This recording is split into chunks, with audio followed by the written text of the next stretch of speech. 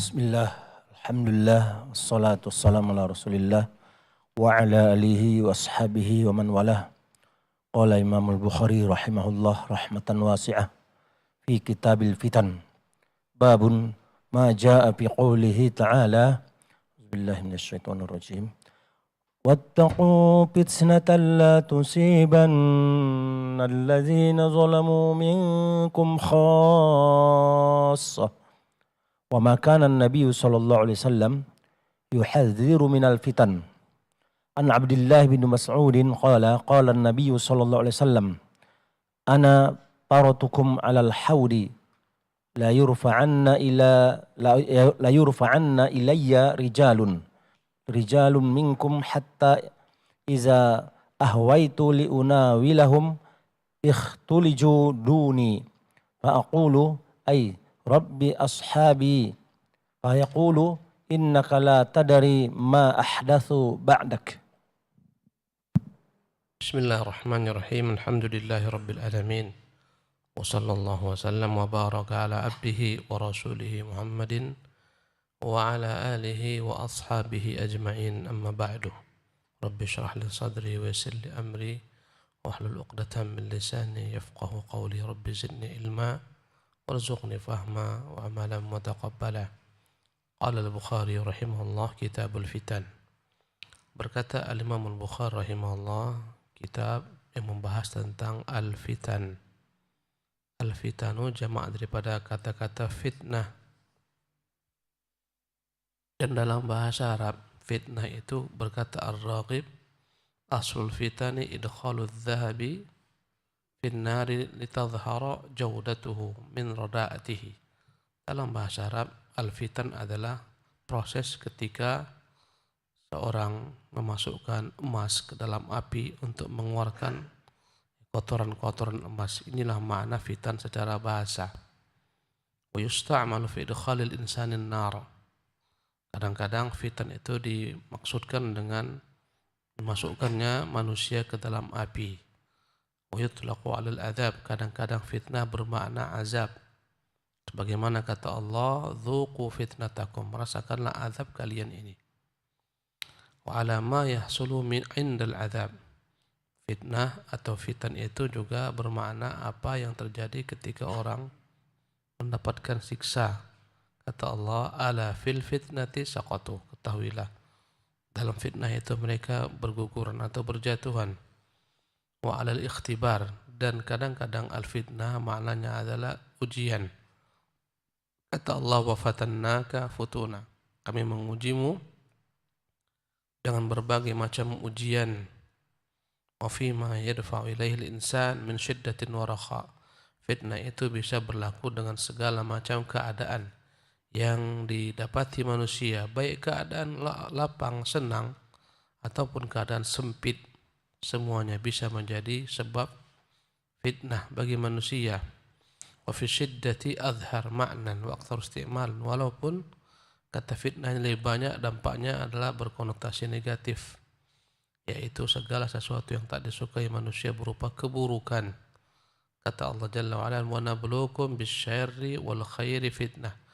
Kami menguji kalian dengan segala macam bentuk keburukan dan dalam bentuk kebaikan, sebagai bentuk ujian. Ya Allah berfirman, wa in kadu la yaftinunaka, dan hampir-hampir saja mereka memfitnahmu, maknanya yuqi'unaka fi baliyah, hampir-hampir mereka menjerumuskan engkau dalam musibah, wa syiddah fi sarfika 'anil 'amal bima auha ilaika, dalam rangka memalingkan engkau dari melakukan apa-apa yang diwahyukan kepadamu. Ya.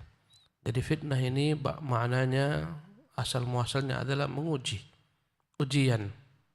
Ya, untuk menguji mana emas, mana kotoran, dimasukkanlah emas ke dalam api, itu fitnah. Ya. Dan dia bisa bermakna azab, bisa bermakna petaka, bisa bermakna neraka. Ya. Dan fitnah bisa berkonotasi negatif berupa keburukan, kejelekan, bisa bermakna positif yang disenangi manusia, kekayaan, kesenangan, semuanya adalah merupakan ujian. Ya. Dan adapun dimaksudkan dengan al-fitan di sini adalah berbagai macam petaka, musibah, azab yang datang kepada manusia disebabkan daripada perbuatan-perbuatan manusia, dosa-dosa mereka, kezaliman mereka, dan sebagian disebabkan karena ketentuan takdir kauni Allah Subhanahu wa taala. Berkata Imam Al-Bukhari rahimahullah, babu ma jaa fi qaulillahi ta'ala, bab firman Allah taala, wattaqu fitnatan la tusibanna alladziina zalamu minkum khassatan. Takutlah kalian fitnah, petaka, azab, musibah yang tidak hanya menimpa orang-orang yang zalim daripada kalian saja. Wa ma kana an-nabiyyu sallallahu alaihi wasallam yuhadzir minal fitan, dan apa-apa yang Nabi SAW beritakan kepada umat, memberikan kepada mereka peringatan agar waspada dari fitnah ini, daripada petaka dan musibah ini. Ya. Ketika turun ayat ini, wattaqu fitnatan la, ketika Allah Jalla wa Ala mengatakan wattaqu fitnatan la tusibanna alladziina zalamu minkum khassatan. Ya. Al-Imam Ahmad dan Imam Al-Bazzar meriwayatkan dari hadis Muttarrib bin Abdullah bin Syakhir, dia berkata, qulna liz-Zubair, kami berkata kepada Az-Zubair ketika terjadi peristiwa perang Jamal.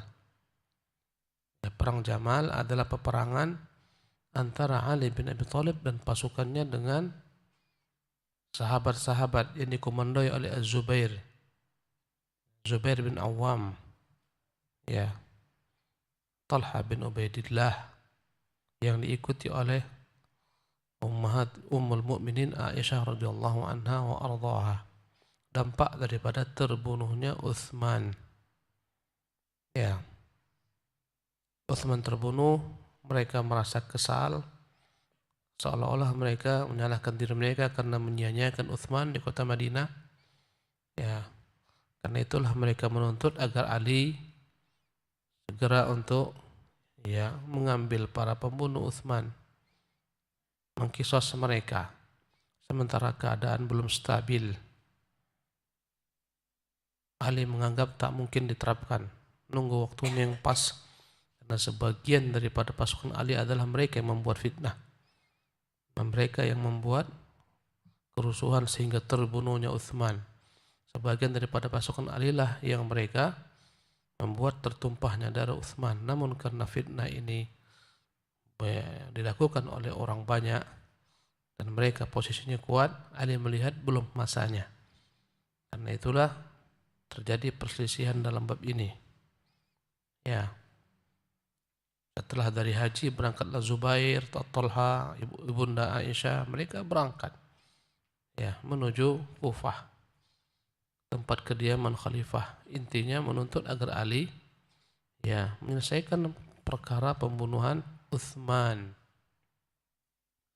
Kemudian terjadilah peperangan yang disebut dengan nama peperangan Jamal. Disebut dengan peperangan Jamal karena orang berperang mati-matian di sekitar unta. Jamal maknanya unta jantan, di sekitar unta ibunda Aisyah radhiyallahu anha, berperang mati-matian. Karena itu disebut dengan nama peperangan Jamal. Maka dalam peperangan ini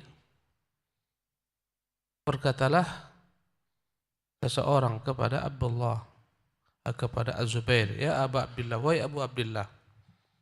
Kunyahnya Abu Abdullah karena Abdullah bin Zubair adalah putranya yang paling terbesar dari laki-laki. Ma ja'a bikum, apa yang kalian buat ini? Dayatumul khalifata alladhi qutil, kalian menyia-nyiakan khalifah hingga terbunuh, Utsman bil Madinah, ketika beliau berada di Madinah. Thumma ji'tum tatlubuna bidamih, setelah kalian menyia-nyiakan dia sehingga terbunuh di Madinah, sekarang kan heboh menuntut darahnya, bil Basrah.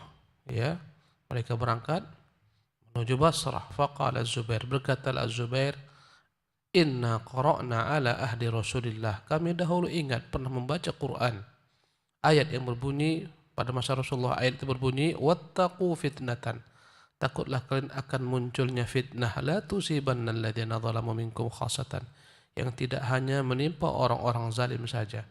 lam nakun nahsib anna ahluha. Kami tak pernah menyangka ternyata kamilah yang dimaksudkan di situ. Hatta waqa'at minna haitsu waqa'at, hingga terjadilah apa yang terjadi. Itu peperangan Jamal. Ya. Gara-gara orang-orang zalim kaum Khawarij yang menumpahkan darah Utsman, akhirnya bergejolaklah fitnah besar antara kaum muslimin, bertumpah darah. Subhanallah. Inilah dia yang namanya fitnah. Ya.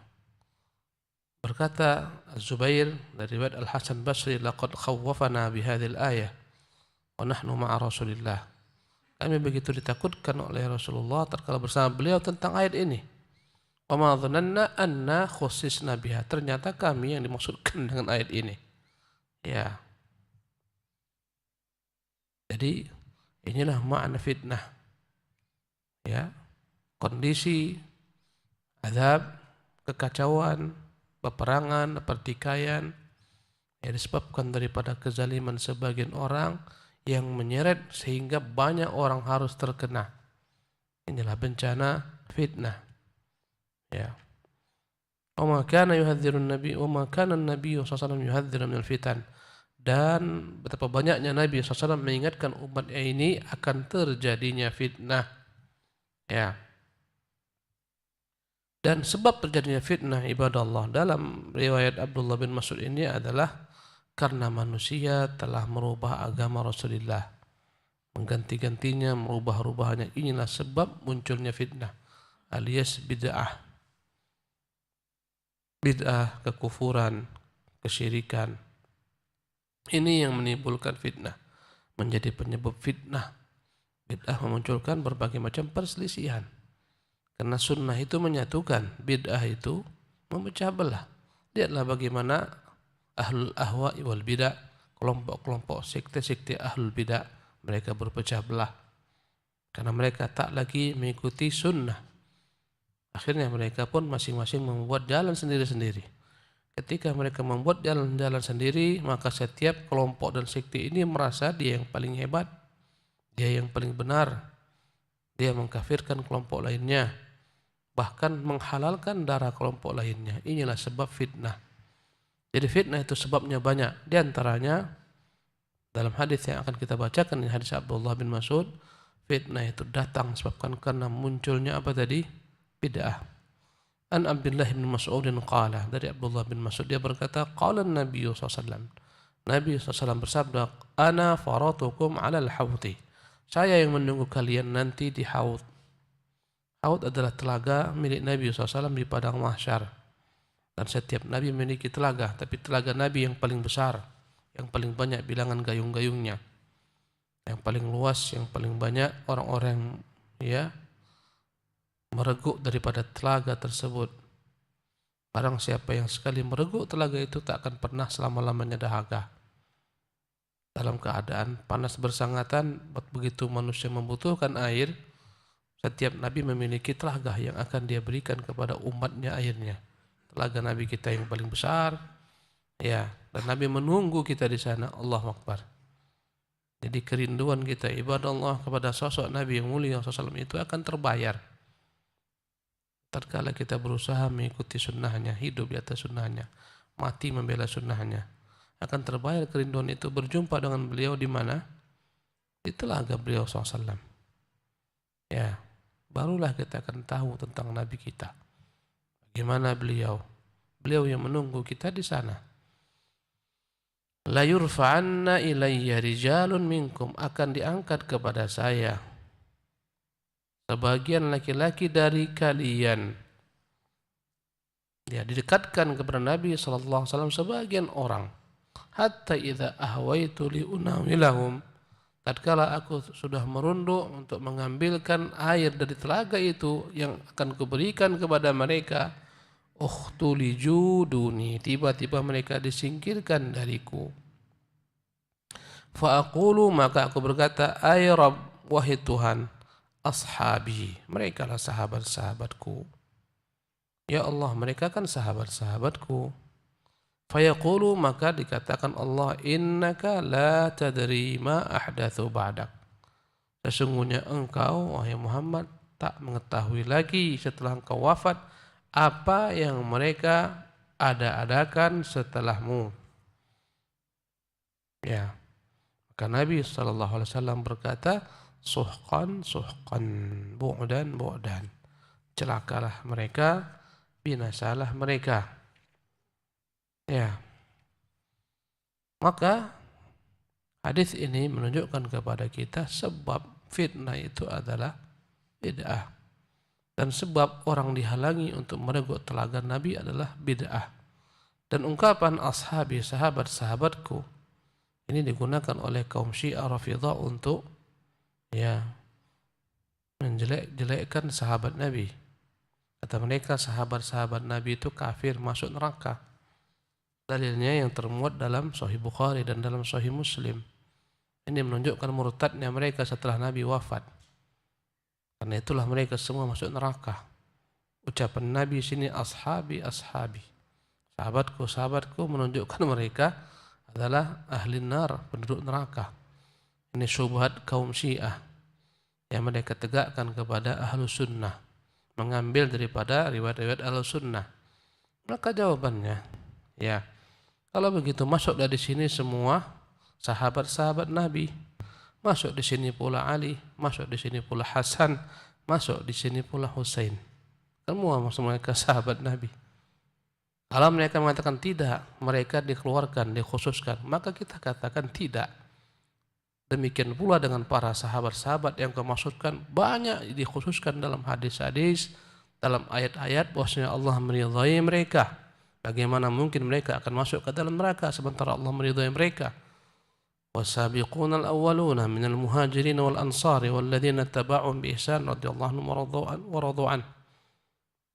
Ya, orang-orang terdahulu, kaum muhajirin, kaum ansar yang mengikuti mereka dengan kebaikan, Allah meridhai mereka, mereka meridhai Allah, Allah masukkan mereka ke dalam surga yang mengalir di bawahnya sungai-sungai. Ini ayat.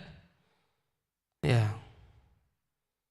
Dan tak akan mungkin Allah meridhai para sahabat kalau mereka itu kafir, mustahil. Itu ayat. Ya. Dan dalam hadis juga banyak. Ya. Berkata Nabi, la yalijan nara man baya'a tahta syajarah. Tidak akan mungkin masuk ke dalam neraka sahabat-sahabatku yang membaiatku di bawah pohon. Maksudnya adalah yang baiat Nabi pada peristiwa bai'atu ar-ridwan atau bai'atu syajarah. Pada perjanjian Hudaybiyah ketika Utsman dikatakan terbunuh, sahabat membaiat Nabi untuk membela tertumpahnya darah Utsman. Semuanya mereka siap mati untuk membela tertumpahnya darah Utsman. Jumlah mereka 1.400 orang. Kata Nabi tidak akan masuk neraka mereka yang baiat di bawah pohon kayu ini. Ya, apalagi di sana ada Bakar, ada Umar, ada Utsman. Ya. Kemudian hadis-hadis lain yang menunjukkan 10 orang sahabat Nabi mereka adalah ahli surga. Abu Bakar fil jannah, Umar fil jannah, Utsman fil jannah. Kemudian sahabat-sahabat yang ikut perang Badar, ya, dijanjikan Nabi dengan surga. Maka banyak penjelasan yang menjelaskan sahabat tak akan mungkin mereka masuk neraka. Ya. Kalau begitu apa makna sahabat di sini? Ya. Maka sahabat secara bahasa adalah orang pernah berjumpa denganmu, mengenalmu. Itulah sahabat secara bahasa. Dan sahabat ada secara bahasa, ada secara istilah. Yang dimaksudkan dengan kata Nabi di sini ashabi, mereka sahabat-sahabatku secara bahasa. Orang-orang yang dahulu pernah ketika hidup berjumpa Nabi, beriman kepada Nabi sallallahu alaihi wasallam. Yang ternyata sebagian mereka itu munafik. Nabi tak mengetahui kemunafikan mereka. Nabi mengira mereka bagian daripada umatnya, maka dikatakan Allah mereka bukan umatmu, mereka tak tahu apa yang kau tak tahu apa yang mereka lakukan setelahmu. Maka kata-kata ashabi di sini secara bahasa, orang-orang yang pernah diketahui Nabi SAW itu mereka beriman kepada beliau. Dan Nabi tidak mengetahui semua orang munafik. Dalilnya Allah menyatakan dalam Quran, wa min ahlil madinati maradu 'alan nifaqi la ta'lamuhum. Di antara sebagian penduduk Madinah ada yang mereka membangkang dengan kemunafikan, engkau tak mengetahui mereka. Nahnu na'lamuhum, kami yang mengetahui mereka. Walaupun Rasulullah memberitahukan sejumlah kaum munafikin kepada Hudzaifah, tapi tak semua Rasulullah diberitahukan Allah Jalla wa'ala. Jadi kata-kata ashab di sini adalah secara bahasa. Orang-orang munafik secara bahasa sahabat Nabi. Secara bahasa saja. Buktinya apa? Ketika terdengar isu-isu bahwasanya Abdullah bin Ubay bin Salul akan dieksekusi mati, Nabi akan membuat fitnah antara sahabat, membuat mereka saling berperang, bertengkar, berkelahi. Maka ketika itu sampailah ke telinga anaknya bahwasanya Nabi akan membunuh ayahnya. Anaknya Abdullah seorang mukmin, bapaknya juga namanya Abdullah bin Ubay bin Salul. Anaknya meminta, ya Rasulullah, kalau memang benar itu berita ayahku akan eksekusi mati, serahkan kepada aku biar ku penggal kepalanya untukmu. Jangan serahkan kepada sahabat lain. Kata Nabi tidak. Ya, kenapa Nabi tidak mengeksekusi mati Abdullah? Kata Nabi, supaya orang di luar Islam tidak mengatakan Muhammad yaqtulu ashabah, Muhammad membunuh sahabat-sahabatnya. Di sini Nabi mengatakan Abdullah adalah sahabat-sahabatnya dalam bentuk bahasa. Kenapa tak dibunuh Abdullah? Jangan sampai nanti orang di luar yang tak mengerti tentang Islam menganggap Muhammad tak peduli, sudah masuk agamanya pun akan dipenggalnya kepalanya. Jadi di sini Nabi mengatakan tentang Abdullah adalah sahabatnya. Agar jangan sampai orang di luar mengatakan Muhammad membunuh sahabatnya. Berarti Abdullah bin Ubay adalah sahabat, tapi tidak secara istilah, secara bahasa. Karena secara istilah sahabat adalah man laqiyan nabiyya sallallahu alaihi wasallam mu'minan bihi. Sahabat adalah yang berjumpa Nabi, beriman dengannya, wa mata 'alal Islam, wafat di atas keislaman. Orang munafik bukan di atas keislaman, mati di atas kekufuran. Dan kalau Nabi menyalatkan Abdullah bin Ubay ketika matinya, Allah menegur, la tusalli ala ahadin minhum mata abada.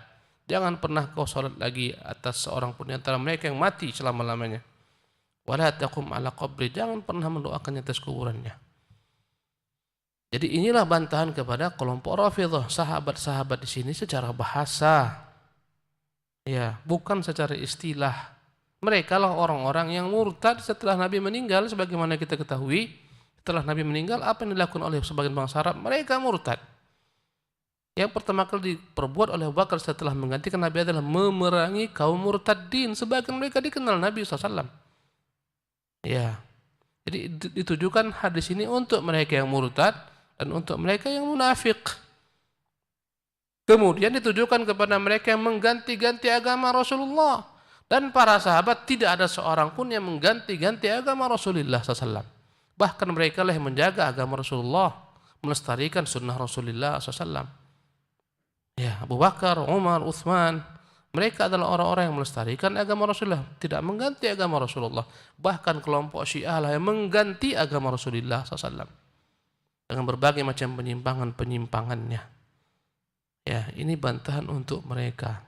Kalau kita tak kuat, bisa terpengaruh. Syiah ahli dalam menyebarkan syubhat. Ya. Ya udah jam 6. Besok lagi kita lanjutkan insyaallah. Subhanakallah bihamdik, asyhadu an la ilaha illa anta, astaghfiruka wa atubu ilaik.